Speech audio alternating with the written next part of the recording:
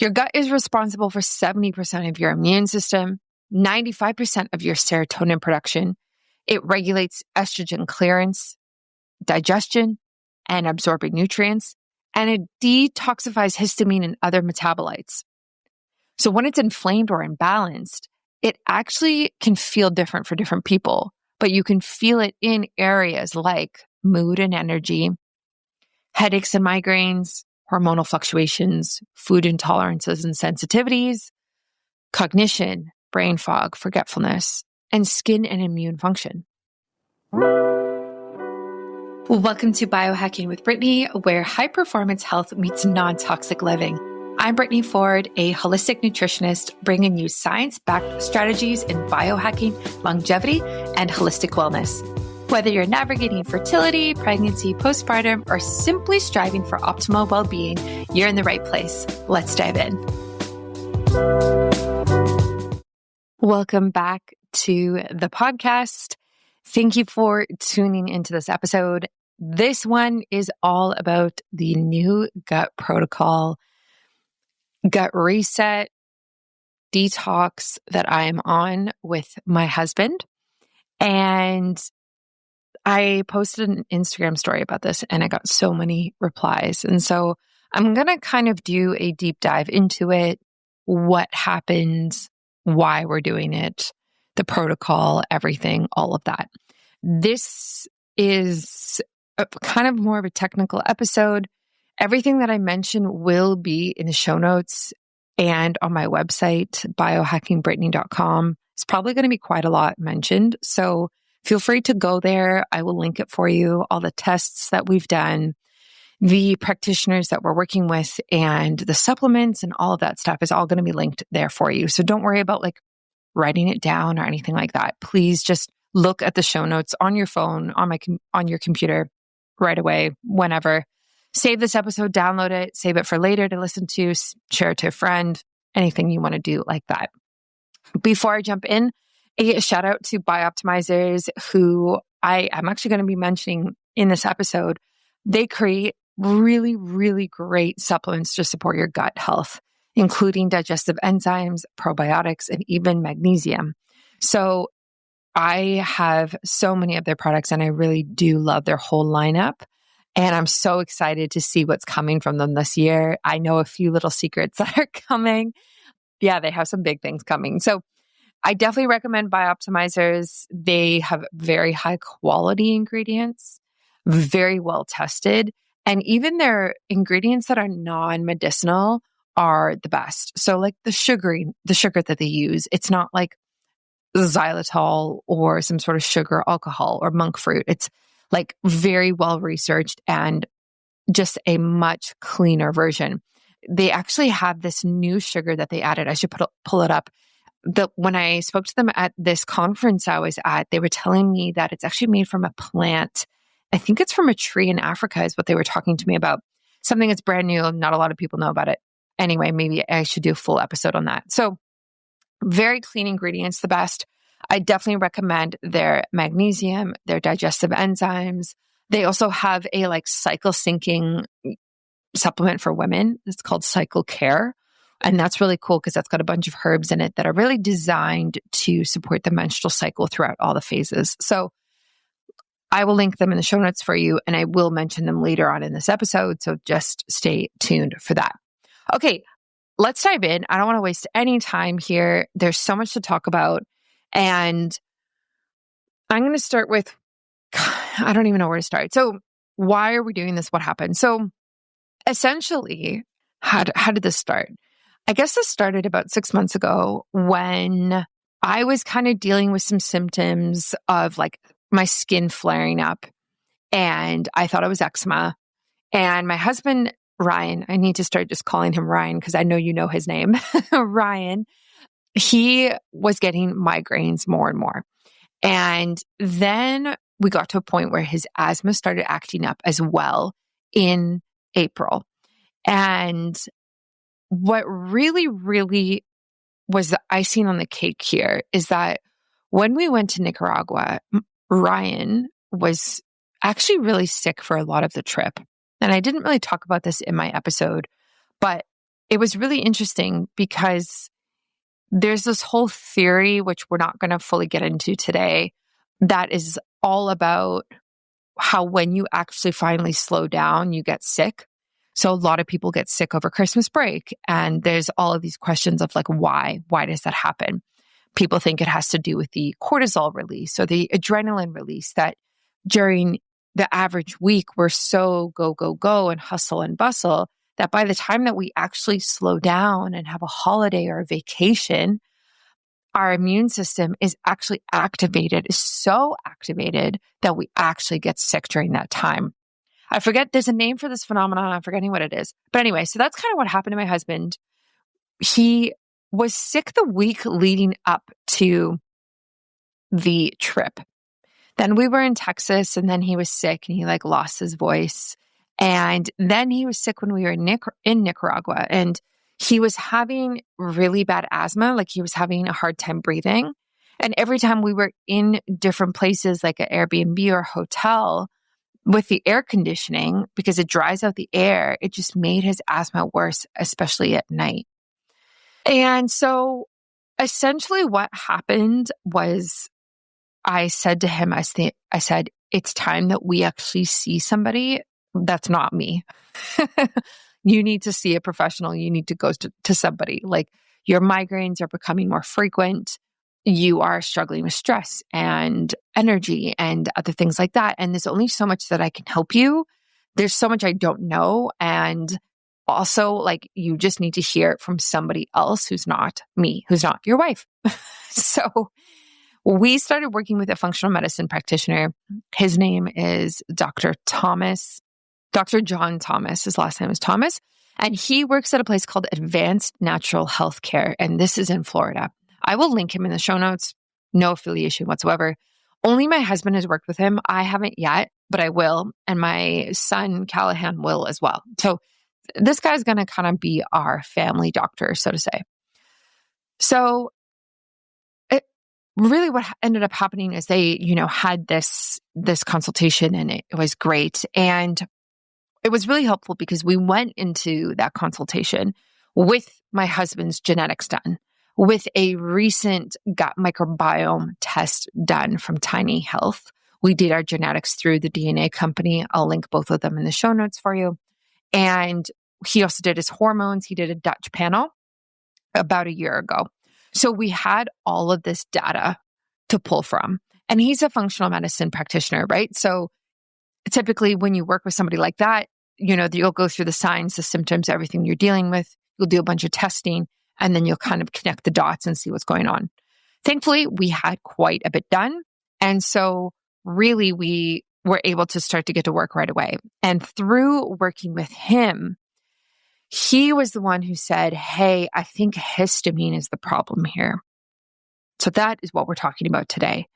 6-week reset, detox to reset the gut, lower histamine.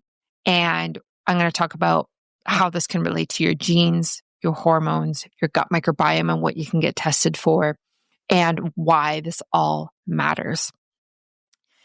This is through a complete functional medicine lens.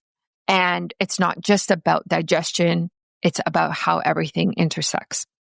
I'm going to talk about histamine intolerance, microbial imbalances, and hormonal dysfunctions. And I'm also going to talk about how this can present differently for women and men. And so I am also doing this detox as well, a bit lighter than he is because I am breastfeeding. And we will talk about kind of the supplements and stronger herbs that he's taking that I am not taking for that reason. So let's start with the basics here. Let's talk about the gut. Your gut is responsible for 70% of your immune system, 95% of your serotonin production. It regulates estrogen clearance, digestion, and absorbing nutrients, and it detoxifies histamine and other metabolites. So when it's inflamed or imbalanced, it actually can feel different for different people, but you can feel it in areas like mood and energy, headaches and migraines, hormonal fluctuations, food intolerances and sensitivities, cognition, brain fog, forgetfulness, and skin and immune function. So most of the time, people don't come in or talk to me, or my husband doesn't say like, my gut is off. People say, I'm getting migraines. I'm getting migraines before my period. I feel inflamed and exhausted after meals and bloated, or my skin is flaring and I can't figure out why. And it always comes back to the gut. So how do genetics play a part into this? Honestly, I'm thinking about actually just having my functional medicine doctor on the show because he knows way more about this than I do. So what's so interesting about your genes is that there are certain genes that are related to how you detox. There are detox pathways. There are methylation pathways. And there are genes that are tied to these being optimal, methylation and detoxification. The first one we want to look at is MTHFR. And you knew I was going to say that. I feel like that is the most common gene that people talk about. And it affects a lot of things. It affects your body's ability to methylate, which is essential for detoxing and neurotransmitter production. I know for myself and for my husband, we both are, I'm not sure if it's the same one, but I think we're both 50-50. So my understanding of this, and the only reason I really know this one off the top of my head is because it relates to fertility and pregnancy and all of that. And so it's very recent for me. And so I know for myself, there are two different variations with it. And I have the one snippet is optimal and the one isn't. So for me, it's like 50-50. And I know for my husband, it's 50-50 as well. I could pull up my full genes, but that is for another episode. And actually, the company that we did our genes with, the DNA company, the founder is Cash. Can't say his name.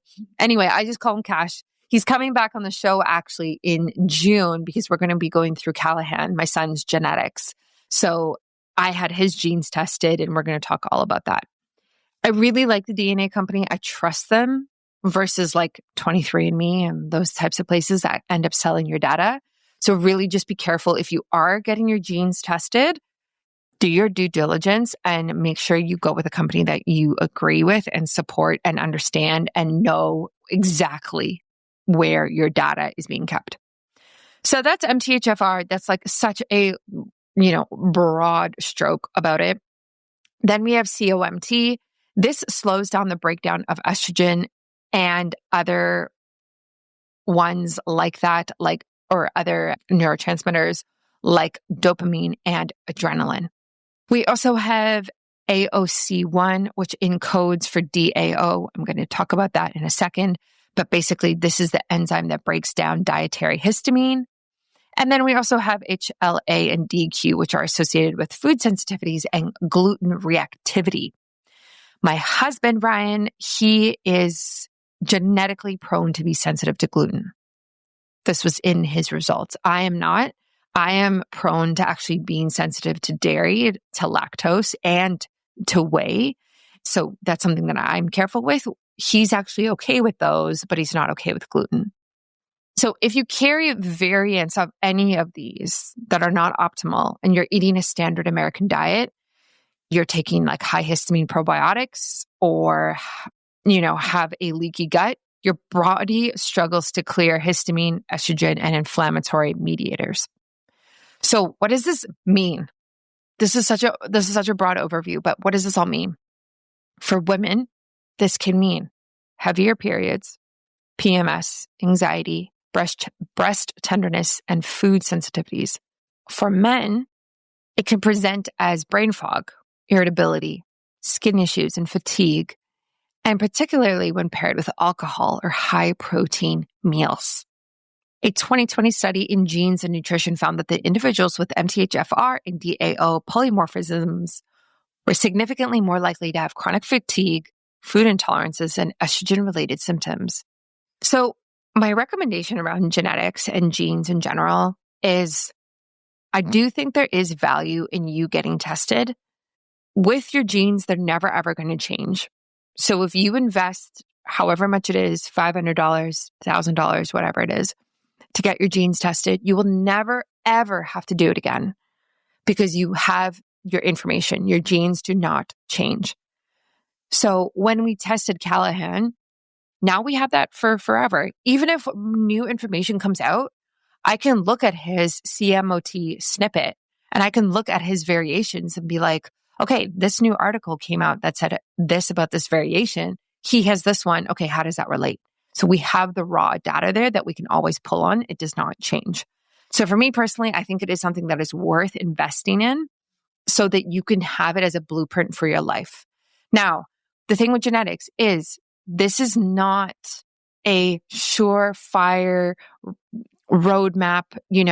If you have a gene that says, hey, you are more likely to have breast cancer, it doesn't mean you're going to get breast cancer. It's not how that works. There is something called epigenetics, and epigenetics is basically the science of gene expression. And it is all about how our environment can turn on and off genes. And depending on what we do, what we eat, our lifestyle, our actual physical environment around the human body, that can really turn them on and off. And so that's why epigenetics is a huge field now, and it's a very hot topic, and a lot of people are talking about it. And it's great because what we really learn from this when we go deep into epigenetics is that you actually have so much control. At some point, we've all been sold a big lie, including yours truly. It's called the protein lie. Starting in the 80s, supplement companies began pushing massive protein consumption. We all believed that more protein equaled more muscle growth. And I'm here to tell you that is a big fat lie. So let's say you eat an 8-ounce chicken breast and you're consuming about 40 grams of protein. However, just because something contains 40 grams of protein, it doesn't necessarily mean you're going to absorb all 40 grams. Without enzymes, most of it ends up in the toilet bowl. Ouch. This is because your small intestine can only absorb protein that's been broken down into smaller building blocks called amino acids. It doesn't matter if you're consuming 30 grams of protein or 300 grams of protein. If you don't have a sufficient supply of enzymes to digest that protein, your muscles will be starving for those vital building blocks. That's why it's crucial you take a high quality enzyme. Before you run out and buy a bottle of enzymes, you need to know exactly what to look for. The sad truth is most enzymes are of little to no value if you want to build muscle. The hefty costs stop most companies from developing and stabilizing proteolytic enzymes. And so that's why the one that I trust and I use myself and love, and honestly, my whole entire family uses it, is called MassZymes by BiOptimizers. MassZymes is a full spectrum enzyme formula with more protease than any other commercially available, with 5 different kinds of protease. Plus, it contains all the other key enzymes you need for optimal digestion. MassZymes is a full spectrum enzyme formula, and this is my go-to. And you can try it today, risk-free. Their 365-day full money-back guarantee is the gold standard in the industry. So go to BiOptimizers.com/biohackingbrittany and use my discount code biohackingbrittany and you will get 10% off your order. I literally have a bottle of this MassZymes in my car, at work, in my pantry, everywhere. I use it for big meals if I eat anything that's a little out of the ordinary. And it really helps me to feel better in my digestion and also makes me so much happier that I am absorbing my protein and getting the gains that I want. We all want more gains. So check it out and enjoy digesting your protein better. So rather than getting some sort of diagnosis, or if you go to a doctor's office and your doctor says, hey, you have breast cancer, and then you say, oh, well, my mom had breast cancer, so that makes sense. And just accepting your fate. If we look at it through an epigenetic lens, we can say, even though I might have the genes that make me more susceptible to having breast cancer, what can I do in my life today that can make the environment around the genes healthier? How can I be healthier so I actually turn that expression off? So it's a very powerful thing. And that's what I love about it. I think it's like putting the responsibility and the power back into the individual rather than us just blaming or using genetics as a scapegoat for what we are dealing with. So that's kind of how genetics play into it lightly. And then we can look at the gut microbiome. So we got tested through Tiny Health.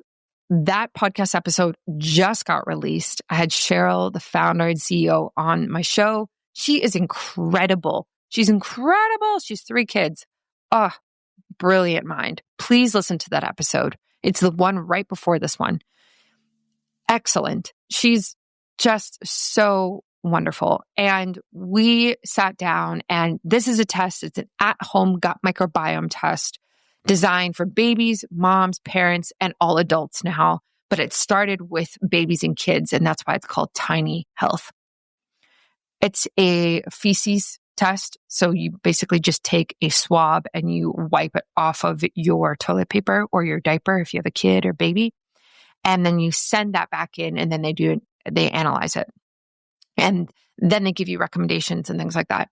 And so a while ago, like you probably listened to that episode, but we did, right before we went on our trip, we did a light gut protocol based off of those results. But the difference between that one and this one that we're doing now is that I did not relate it to histamine at all, nor did I relate it to our genetics. So this protocol that we're doing right now with our functional medicine practitioner is much more in-depth and much more holistic as well. So there are certain gut bacteria that actually naturally produce histamine, and that is how this is connected here. So I'm going to read these out. I'm going to botch all of them because they're really hard to pronounce. So the first one is Morganella morgani. The next one is Klebsiella spp. The next one is Enterobacter cloacae, and then some strains of Lactobacillus like Casey and Helvictis. And the other one that isn't what I want to mention as well, that we both have, Ryan and I both have high amounts when we got tested, is Campylobacter. Now, Campylobacter does produce high histamine. So let's just take a second here. Let's just recap. So Ryan's dealing with migraines, asthma. I'm dealing with skin flare-ups. Not anymore, but I was before I did my original gut clearing. But I was dealing with skin flare-ups. Okay. We both don't have a 100% optimal methylation pathways, nor optimal detox pathways. Okay. Which means that the toxins that are in our food and our environment, we are not clearing out as efficiently as some other people. And it means that histamine is not being appropriately cleared out or managed as well as it could be. So that is the genes, right? Like I just talked about. Then we go and do a gut microbiome test. Turns out we're both high in Campylobacter and a couple of other ones as well. I was very high in staph and strep. I forget what Ryan's were, but we are also having these bacteria overgrowth in our gut that are producing high histamine as well, which is not great. So these bacteria convert the amino acid histidine into histamine. So when histamine-producing bacteria are overgrown, which we often see in SIBO and dysbiosis, which I have had dysbiosis before, and your DAO enzyme is under-functioning, histamine accumulates in the bloodstream. Now, what are the symptoms of histamine intolerance? Histamine intolerance meaning that when we have high histamine, our body can't cope, we can't detoxify, we can't flush it out properly because of our genes, because there's bacteria that's causing too much of it, because it's also in our food as well. So we're having all of these sources, then we can't clear it out properly. So what are the symptoms that we're dealing with when we have this intolerance? They are exactly what I just said. Headaches and migraines, itchy skin or hives. Hello, that was me. Anxiety or panic attacks, nausea, loose stools, irregular cycles. Hello, I've had that before. Flushing after wine. Oh, we all know somebody like that. Don't even come at me. Or maybe it's you if you drink wine or you're still drinking, but after you drink red wine, if your cheeks go red, That's histamine or chocolate, and insomnia or night sweats. Damn. Functional testing like doing a GI map or Tiny Health can really identify these high levels of histamine-producing microbes. I strongly suggest getting tested. If any of the symptoms I just said are a reality for you right now, and you have not been able to get rid of them or clear them out or heal, get your gut tested right now, please. Tiny Health is amazing. Use my discount code. It's BIOHACKINGBRITTANY. Go through my link, save, $20 and get tested because it's so worth it. We are actually retesting next month when we're done this. Like I said, we connected that, yes, we have these gut microbes that are producing a lot of histamine. We have the symptoms of histamine intolerance. We don't have the best genes to help with this. So this makes sense. So before I get into the solutions and things like that, what I do want to touch on is the difference between men and women here. In women, estrogen stimulates mast cells, which release more histamine. Histamine stimulates the ovaries to produce more estrogen. This creates a feedback loop. More histamine equals more estrogen, which equals more symptoms. DAO levels naturally drop during the luteal phase, making the second half of the cycle more symptomatic. Progesterone has a calming effect here, but is often deficient in estrogen-dominant women. So if you were to do your hormone panel, if you were to do a Dutch test, which is like the best of the best hormone tests, I actually have one, I should do it. It would likely show that your estrogen metabolites are insufficient or imbalanced here if you are showing signs of other histamine intolerance symptoms. Common symptoms in women: PMS, cramps, breast tenderness, mid-cycle migraines, fluctuating mood, anxiety, food sensitivities that worsen around ovulation or menstruation. So in men, it's a little different. Estrogen is lower, so histamine doesn't fluctuate as dramatically. But gut dysbiosis, alcohol, and methylation issues can still impair histamine clearance. Now, my husband is not sober. I have been sober for almost 600 days. My husband drank, like we went to a wedding last weekend. He drank a ton before we started the detox. He's on his own healing journey. I'm not going to force him to not drink alcohol. So he does drink. He doesn't drink a lot, not as much as we nearly used to, but we are now on this detox, and obviously that does not include alcohol. But men are more likely to experience joint pain, irritability, fatigue, reactions to red wine or aged cheese, and skin rashes or eczema. Men often tolerate higher histamine loads, but still benefit from clearing gut imbalances and supporting methylation. So if you are going to do a blood test, there are some biomarkers that you can look for. I did want to mention because we do want to kind of tie everything together here. So you can look at CRP, HSCRP.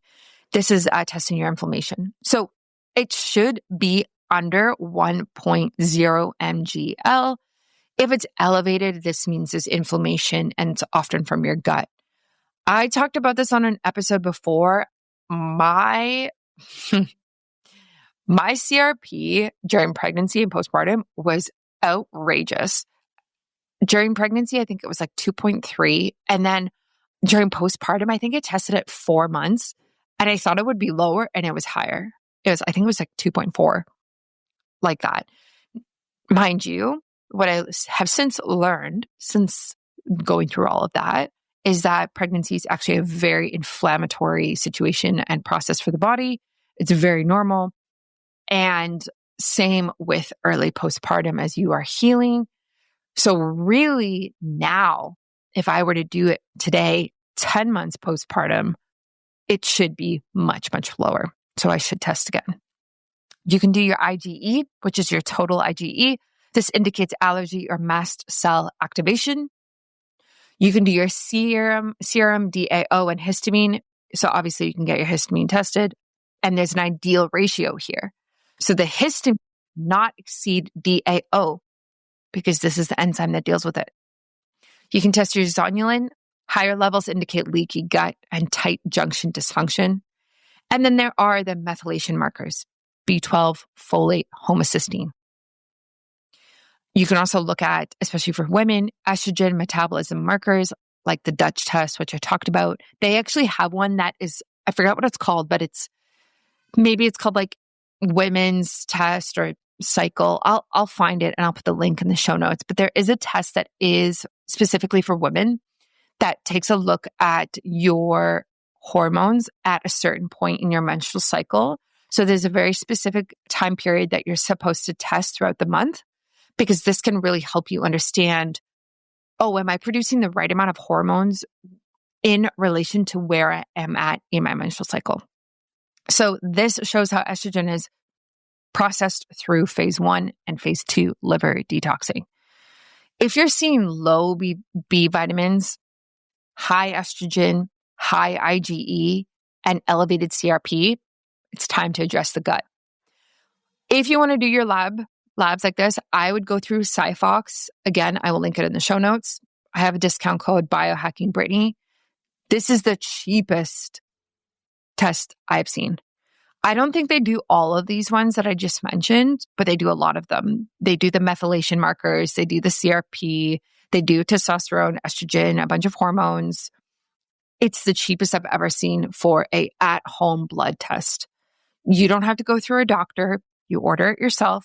You prick your finger, you take your blood, and you send your results, and they give you results within a few weeks. It's amazing. All of these at-home tests, I'm actually so here for, because it's just putting the power into the hands of the consumer and the patient and the person, rather than us having to advocate for ourselves to a doctor and be like, I think I have high histamine. Can I get this tested? And them looking at you like you're smoking crack. So go for it. Get yourself tested. That is Siphox, available in Canada and the US. Siphox is spelled Siphox. And I will link that for you. I just mentioned a bunch of tests.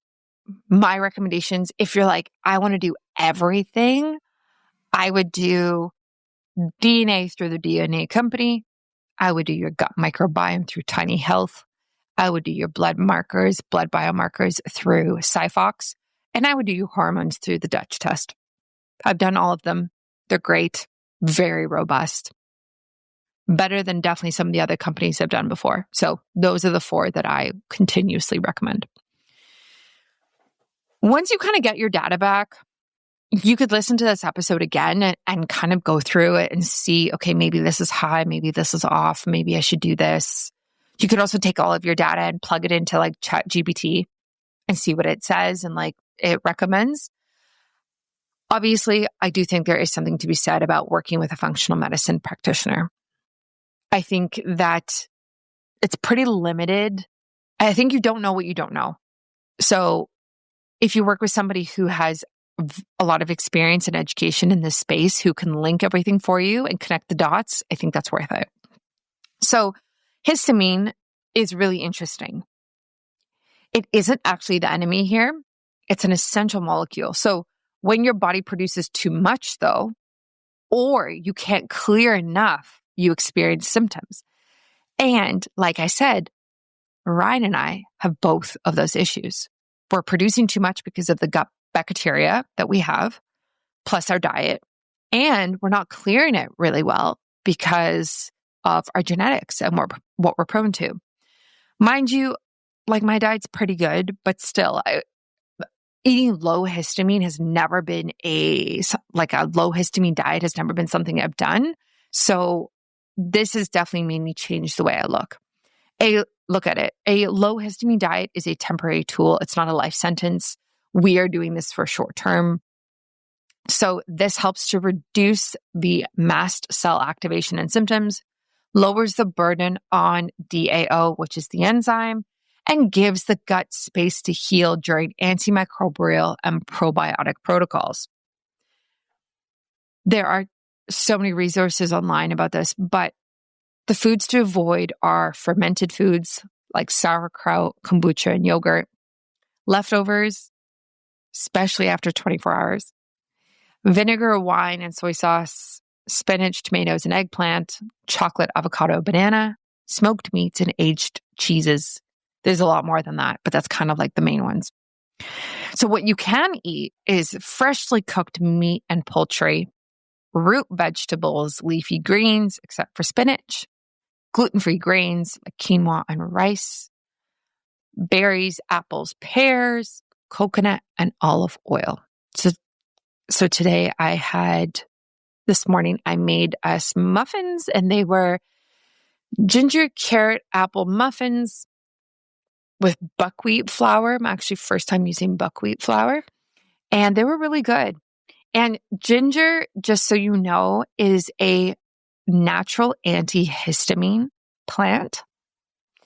And if you are dealing with migraine or headache or a symptom, asthma, whatever it might be, that's like really intense, you can actually take fresh ginger, chop it up or grate it, put it into a cup and add hot water and steep it for 5 minutes and then drink it and make it like spicy, make it have a lot of it in there.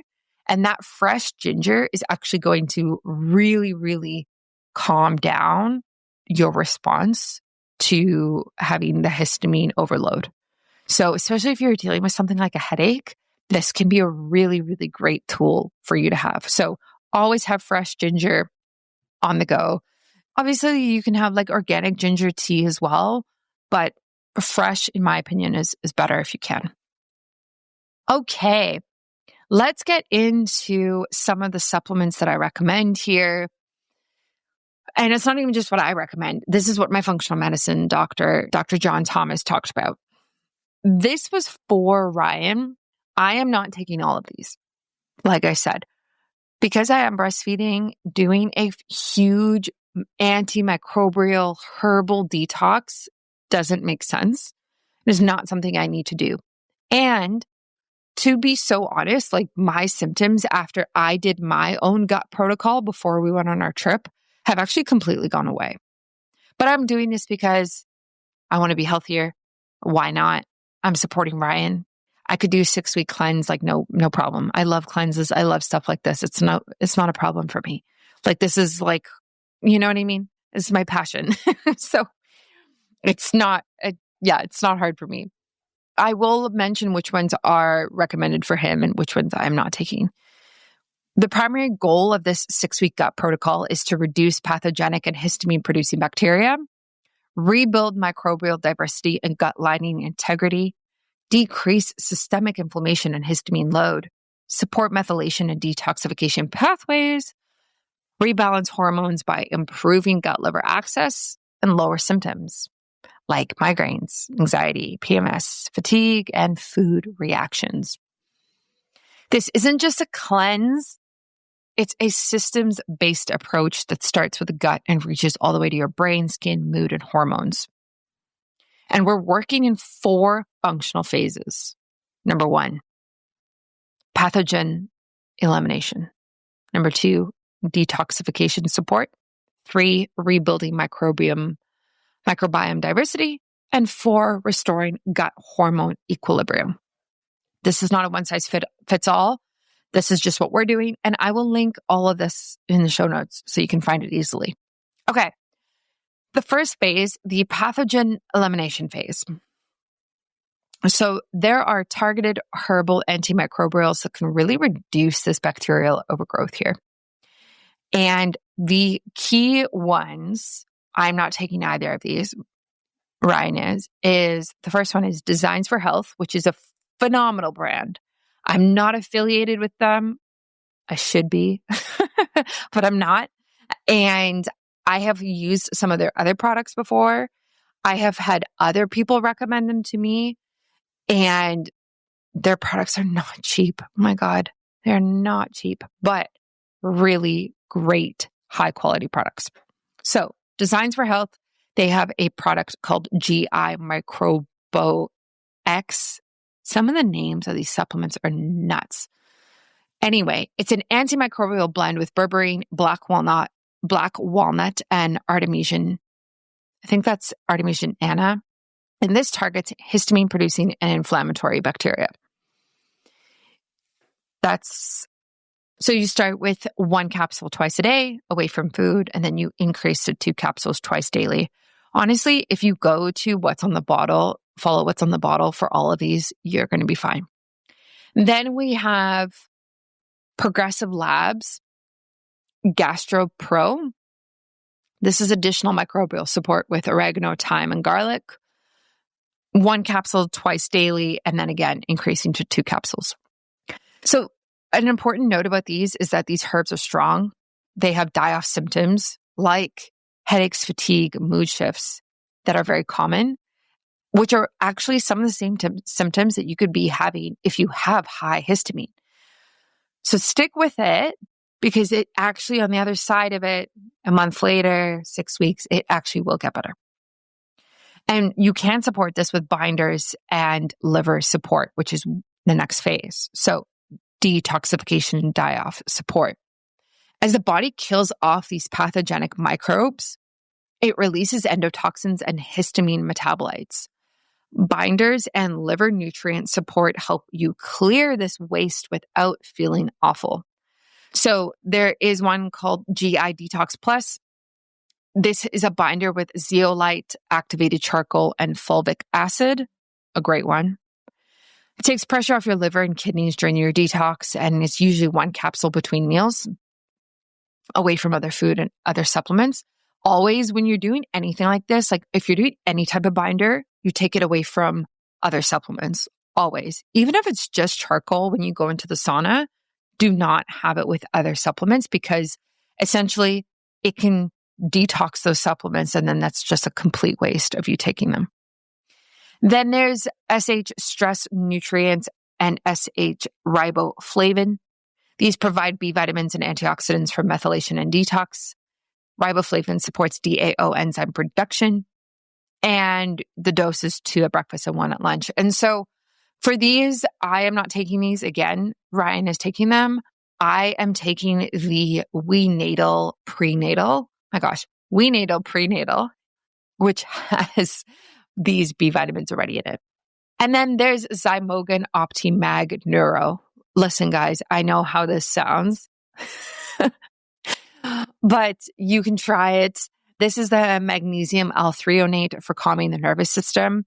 We have this. My husband got this one. Ryan is using this, but he's also taking the BiOptimizers magnesium, and which is actually, I think it is better. This helps reduce mast cell reactivity and supports methylation. Magnesium is amazing. The BiOptimizers one has over 7 types of magnesium in it and is phenomenal for calming down the nervous system, for stress, anxiety. You know, magnesium is involved in over 300 different pathways in the body. And so we really want to make sure we are getting enough. And I could not recommend the BiOptimizers one more. You can use my discount code BioHackingBrittany and it will save you 10%. Okay, so after we've supported those pathways, we want to start to rebuild the microbiome and yeast control. You don't want to just clean out the gut and leave it empty. It's not really possible, but like hypothetically, we strategically want to repopulate with beneficial microbes. So a really great one, and I actually did take this, and we actually took this, the first gut protocol that I made is called Floromyces, and this is the S. boulardii bacteria strain, and Designs for Health does have one, and so I will link that in the show notes for you. This controls yeast and overgrowth of some of the other bacteria. It supports gut immunity during antimicrobial phases, and you can take 2 daily with food. And then there's the seed probiotic and the BiOptimizers probiotic. I take both of these. Both are phenomenal products. Both are very different. The seed is very well tolerated. It is a strain with minimal histamine production, and both help to rebuild the microbiome diversity. If bloating or symptoms worsen, pause probiotics and restart with half a dose. I will link those all in the show notes for you. Seed, the founder of Seed, is actually a mom, a woman, which I didn't know, and she's coming on my podcast. So stay tuned for that. I'm getting connected to all of these other women founders. It's really cool. So lots of goodies to come, lots of good episodes to come in the future. Last but not least, we have the hormone and nutrient optimization. So gut health directly affects estrogen metabolism, which we talked about, thyroid function. I think I do need to do an episode on the thyroid. My husband actually struggles with thyroid too, now that I'm thinking about this, and adrenal health. And we can support this with micronutrients and enzymes. So BiOptimizers, MassZymes. Guys, if you don't have this, order it immediately, right now, please. This helps break down protein. It prevents fermentation, reduces byproducts that feed bacteria. You can take 1 to 2 capsules with each meal. I will tell you that I take way more than that. I've had pizza before and I've taken like 6. I don't know if that's bad, but I also feel like I don't take them with every single meal, so it's fine. Then we are both on prenatals. I don't know if you really can call it that anymore. It's more like a multi. So he is on the WeNatal multivitamin for men. I am on the WeNatal prenatal for women, and very well-researched holistic products. The founders were on my show. Please listen to that episode. But it's basically a multivitamin with bioavailable zinc, B6, B12, and methylated folate, not folic acid, methylated folate. And it also has magnesium in there, which supports peristalsis and estrogen clearance. And then we are also taking electrolytes. So I actually started using new electrolytes by a company called Baja Gold. I met them at the Health Optimization Summit and they were incredible. This is the company that is backed by Gary Brecka, who was also incredible, who I saw there. And these help to maintain cellular hydration during detox. They're especially helpful for loose stools or fatigue. I really notice a difference with this. I take a little bit in water every single morning. There's no sugar. They're actually salty. And Baja Gold salt also has salt in itself. So that is the salt like we cook with and we use in our food. I have their salt for our bath. And now they also have like the electrolytes, which is essentially just like a little bit of a liquid you add to your water. You could also just add the salt directly if you wanted, kind of the same idea. But what's really cool about Baja Gold is if you go to their website, they actually give you the exact breakdown of the different minerals that is in their salt and why theirs is better than everybody else's. So it's higher in magnesium, higher in all of the other minerals, not just sodium. So you're getting this very, how do I say it, like robust salt that your body really craves and needs and feels so good to drink in water versus something like Element, which has maltodextrin in it, which like, how can you be a health company and you've been tested positive for maltodextrin? I don't understand. And is, got like a few different minerals in it. So definitely try Baja Gold. I do have an affiliate link for them, so you can save on that as well. And I will link that for you. Same with WeNatal, same with the magnesium and the MassZymes. I'll put it all in the show notes, like I said, for you. So it's super easy. Now, that is like the supplement protocol. Again, very broad strokes here, but I'm just kind of giving you kind of the lay of the land. And it does go with a low histamine diet. So you can't just throw a bunch of supplements at something and like be like, oh, okay, like this is going to be fixed now. It doesn't work like that. That's a Band-Aid solution. We also need to work on the diet. So the low histamine diet isn't restrictive necessarily. It's strategic. So we want to minimize histamine burden while DAO function and gut barrier heal. So avoid those foods that I talked about previously and prioritize more fresh ones, the certain fruits and veggies. And just try to keep track of all of your symptoms as you go through this. So what happens after 6 weeks? 6 to 8 weeks is kind of the idea here. You can kind of start to reassess. You can reintroduce histamine foods one at a time and watch for migraines, itchiness, and bloating. You can add more prebiotic fiber, onions, garlic, asparagus. You can begin gentle fermented foods if tolerated. And then you can reassess blood markers and stool testing. So obviously there's no point in retesting your DNA, but you could do your Siphox at home blood test again and take a look at your inflammation levels, or test your histamine again and take a look. And then you can obviously retest your stool and your gut microbiome. Is the bacteria that was overgrowing, that was causing more histamine, are they still around? Has it been reduced? Are there less? And that's really what we want to look for. And if your hormone symptoms are still persisting, you can do a Dutch hormone test again and do liver support. So after that, that's kind of what we're doing, is we're going through this for 6 weeks. My symptoms are already better from the first gut protocol that I did. Ryan's are better already right now. I don't know how many days we're in the first week, but it is better. So we're going to retest. We're going to retest our blood biomarkers and our stool in June when we're done. And I will let you know how that goes. If you've been struggling with unexplained fatigue, headaches, skin rashes, hives, migraines, food reactions, or hormonal chaos, this protocol might be your turning point. Healing your gut heals your whole system, and you really just need to trust the process, go slow, and track your symptoms. If you have questions about this, please send me a message. I know this was a very specific episode. I posted about this on Instagram and I got so many replies. So I'm just kind of giving you an overview. We are working with a professional. We are working with a functional medicine practitioner, and Ryan will be meeting with him again at the end of this 6 weeks. So find somebody you can work with. I will link Dr. John Thomas in the show notes if you want to work with him. He's in Florida. We're in Canada. He works with people all over the world. You can do that. And please stay tuned for more solo episodes where I break down other biohacking protocols for women's wellness, general wellness, and longevity. And until next time, honor your gut and honor your body and honor where you're at.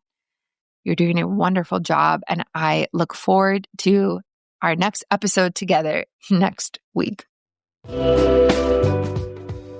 Thanks for tuning into Biohacking with Brittany. If you loved this episode, make sure to subscribe, leave a review, and share it with someone on their own wellness journey. Stay connected with me on Instagram at BioHackingBrittany for more on high performance health, non-toxic living, and the latest in biohacking. Until next time, keep striving for your healthiest, most vibrant self.